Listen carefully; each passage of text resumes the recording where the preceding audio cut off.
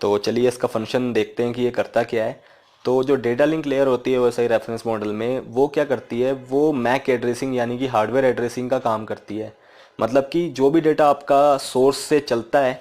जिस डिवाइस के थ्रू वो चलता है और जिस डिवाइस पे उसको डेस्टिनेशन में जाना है, ये उन डिवाइसेस के जो मैक एड्रेस होते हैं उसको डेटा के ऊपर इंसर्ट या एड्रेसिंग करने का काम करती है कि वो डेटा जो है किस डिवाइस से चला है और किस डिवाइस में उसको जाना है। तो इसका फर्स्ट फंक्शन होता है कि आपके डेटा के ऊपर मैक एड्रेसिंग या हार्डवेयर एड्रेसिंग करना कि सोर्स जिससे वो चला है उसका एड्रेस क्या है और डेस्टिनेशन जिस पे उसको जाना है उसका मैक एड्रेस क्या है। इसके अलावा ये क्या करती है, जो आपका डेटा होता है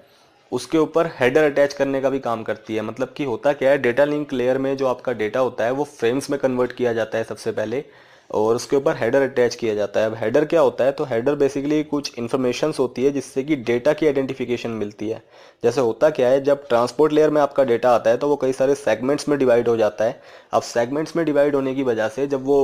रूट को फॉलो करते हुए चल रहा होगा, तो जब वो डेस्टिनेशन पे रिसीव होता है तो क्योंकि उसके कई सारे सेगमेंट्स हो चुके हैं तो अब उसका एक ऑर्डर जो है डेटा का वो प्रॉपरली अरेंज नहीं हो पाता।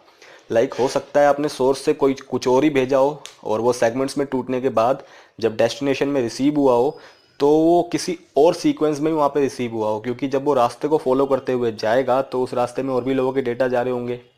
तो जो सेगमेंट आपका सबसे छोटा होगा वो सबसे पहले वहाँ रिसीव हो जाएगा क्योंकि उसका साइज कम होगा और उसकी स्पीड भी फास्ट होगी। और जो आपका हेवी सेगमेंट होगा वो वहाँ पे लेट में जाके रिसीव होगा। तो जिससे क्या होगा, आपके डेटा का सीक्वेंस ही बिगड़ जाएगा क्योंकि सेगमेंट में टूटने से आपके डेटा के टुकड़े हो चुके हैं, तो आपके डेटा का जो सीक्वेंस है वो बिगड़ चुका है और डेस्टिनेशन में हो सकता है कुछ और तरीके से, कुछ और फॉर्मेट से ही वो वहाँ पे रिसीव हो जाए और लोग उसको समझ ही ना सके। मतलब डेस्टिनेशन का जो यूज़र है वो उसको एक्सेस करके हो सकता है समझ भी ना सके कि वो डेटा है क्या, वो उसको पढ़ भी ना सके।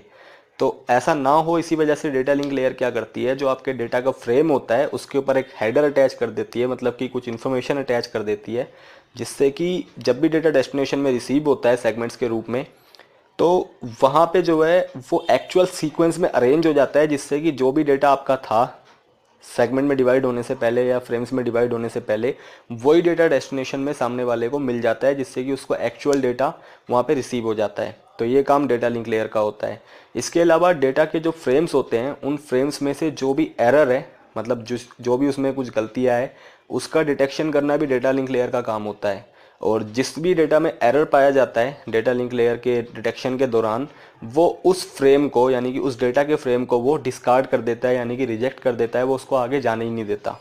तो एरर डिटेक्शन करना भी डेटा लिंक लेयर का एक फंक्शन होता है। और डेटा लिंक लेयर पे कुछ नेटवर्क डिवाइसेस काम कर रहे होते हैं ये सारा काम करने के लिए, जिसमें से एक आपका स्विच है, देन आपका नेटवर्क इंटरफेस कार्ड जिसको आप लैन कार्ड के नाम से भी जानते हो, और ब्रिज। ये तीनों के तीनों डिवाइसेस जो है डेटा लिंक लेयर पे काम कर रहे होते हैं, क्योंकि इन तीनों में जो है आपका मैक एड्रेस काम कर रहा होता है। मतलब ये मैक एड्रेस इसको समझते हैं, इस वजह से ये डेटा लिंक लेयर पे काम कर रहे होते हैं और एरर डिटेक्शन करते हैं फ्रेम्स के लिए। देन हार्डवेयर एड्रेसिंग करते हैं डेटा के ऊपर सोर्स और डेस्टिनेशन के लिए, और साथ ही साथ जो है हेडर अटैचमेंट का भी काम करते हैं।